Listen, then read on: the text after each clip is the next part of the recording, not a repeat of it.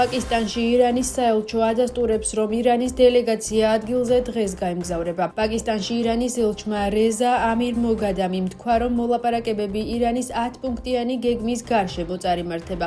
ელჩმა ისიც აღნიშნა, რომ მოლაპარაკებები ისრაელის მიერ ცეცხლის შეწყვეტის დარღვევების მიუხედავად მაინც გაიმართება. გავრცელებული ინფორმაციით, პაკისტანის დედაქალაქ ისლამაბადში ამერიკის ვიცე-პრეზიდენტი ჯეიდი ვენსი 11 აპრილს ჩავა. გუშინ BBC-მ ირანულ მედიაზე დაყრდნობით ცეცხლის შეწყვეტის 10 პუნქტიანი გეგმა გამოაქვეყნა. მათ შორისაა ერაყში, ლიბანსა და იემენში ომის სრული შეწყვეტა. ირანის წინააღმდეგ ომის სრული და მუდმივი შეწყვეტა ყოველგვარი ვადის გარეშე, ასევე რეგიონში არსებული ყველა კონფლიქტის დასრულება სრულად. პუნქტებს შორისაა ჰორმუზის სრუტის გახსნა და ჰორმუზის სრუტეში ნავიგაციის თავისუფლებისა და უსაფრთხოების უზრუნველსაყოფად პროტოკოლისა და პირობების დადგენა, ასევე ირანისთვის რეკონსტრუქციის ხარჯების სრული კომპენსაცია, ირანის წინააღმდეგ სანქციების გაუქმების სრული ვალდებულება და ამერიკაში არსებული ირანული ფონდებისა და გაყინული აქტივების გათავისუფლება. სანაცვლოდ ირანი იღებს სრულ ვალდებულებას, რომ არ ეცდება